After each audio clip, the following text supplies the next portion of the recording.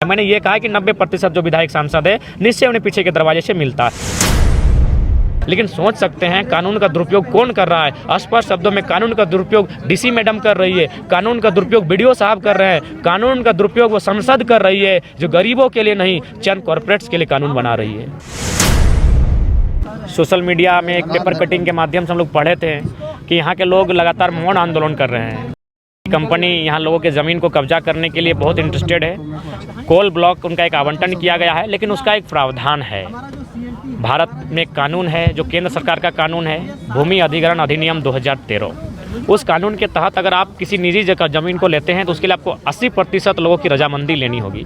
लेकिन ये लोग अपने सरकारी पावर, सरकारी तंत्र का इस्तेमाल करते हुए ना लोगों से रजामंदी ली गई है, ना ही ये सिक्योर कर रहे हैं। पहले बात, ज़मीन के बदले ज़मीन की गारंटी का भी प्रावधान है, लेकिन आप उस विषय पर भी बात नहीं कर रहे हैं। मुआवजा छोड़ दीजिए, सिर्फ मुआवजा से ही नहीं चलता है। मुआवजा क्या मिलेगा? सुनने में आया 3 लाख एकड़, प्रति एकड़ 3 लाख, यानी बाजार में इसका मूल्य 1 डिसमिल का 1 लाख होता है, कहीं 1.5 लाख होता है। हमको पूरा 100 डिसमिल का 3 लाख मिल रहा है। यानी हमारी माँ समान ज़मीनें जिन पर हमारा सदियों से हम आश्रित हैं और आने वाले जब तक संसार चलेगा इस पर हम आश्रित रहेंगे, उसे आप 3 लाख 4 लाख औने पौने दाम में लूट कर ले जाएंगे। उसके बाद हमें ज़मीन के बदले ज़मीन का आश्वासन तक नहीं मिल रहा है, ना सुरक्षित गारंटी मिल रही है। तो ऐसी परिस्थिति में उलगुलान, ऐसी परिस्थिति में क्रांति ही आवश्यक है जो हमें हमारे हक अधिकार को दिला सकती है, क्योंकि आज बहुत बड़ी बड़ी सिंडिकेट यहाँ काम कर रही है। उसके बाद सबसे खास बात जो समझने योग्य है और हर एक व्यक्ति को ये सोचना चाहिए कि आज देश किस व्यवस्था में है। भारत का संविधान जो हमारा प्रियम्बल है, जिसे हम लोग उद्देशिका कहते हैं, वहाँ स्पष्ट भारत जो बंधुता, धर्मनिरपेक्षता और समानता की बात करता है। तो मैं यहाँ समानता शब्द का जिक्र करना चाहूँगी। भारत का संविधान भी समानता की बात करता है। इतनी प्रिय सरकार की क्यों है?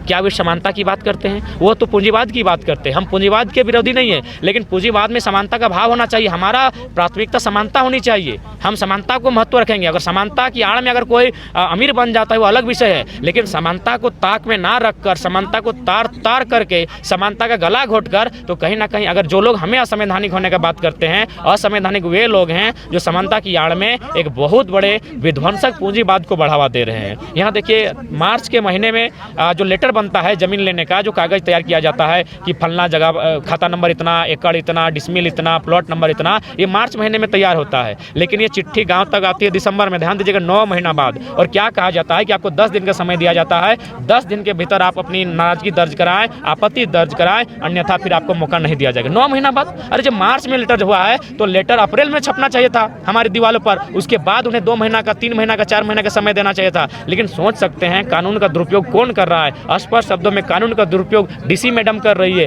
कानून का दुरुपयोग बीडीओ साहब कर रहे हैं, कानून का दुरुपयोग वो संसद कर रही है जो गरीबों के लिए नहीं चंद कॉर्पोरेट्स के लिए कानून बना रही है। की श्रेणी में आती है तो अलग बात है, क्योंकि उनकी जानकारी मेरे पास नहीं है। और दूसरी बात, हम किसी स्त्री पर टीका टिप्पणी बहुत विनम्रता से करते हैं, तो मैंने उनको कभी इस पर व्यक्तिगत नहीं कहा। मैंने ये कहा कि 90% जो विधायक सांसद है निश्चय उन्हें पीछे के दरवाजे से मिलता है। अगर नहीं मिलता तो कम से कम संसद में, विधानसभा में जो प्रश्न उत्तर काल होता है वहाँ सवाल गूंजना चाहिए था। और विधानसभा संसद का मतलब ही होता है वे लोग वहाँ नींद लेने के लिए नहीं जाते हैं, वहाँ अपने क्षेत्र की समस्याओं को रखने के लिए जाते हैं, क्षेत्र की समस्याओं को बात करने जाते हैं। तो कहीं ना कहीं संसद में इस बात का ना गूंजना, जब सेंट्रल से इसका संबंध है, तो कहीं ना कहीं संसद भवन ने स्थानीय विधायक को, जो स्थानीय विधायक हैं, उनको इस बात को रखना चाहिए था। लेकिन दुर्भाग्य का विषय है, निश्चय ही सांसद महोदय को पीछे से कुछ ना कुछ मिला होगा। उसके बाद मुख्यमंत्री पुछने वाले के घर में इसलिए आएंगे, कटघरे में, क्योंकि उनका वचन था कि जो अवैध तरीके से लैंड अधिग्रहण किया जा रहा है, अगर हम सरकार में आएंगे तो उसे निरस्त किया जाएगा। लेकिन उनकी सरकार की 3 साल हो गई, अभी तक निरस्त नहीं किया गया, बल्कि गवर्नमेंट जो रघुवर के टाइम में जो नीति थी जमीनों को लेकर, वो नीति अगर कायम है तो कहीं ना कहीं सवालों के घेरे में आप भी आएंगे।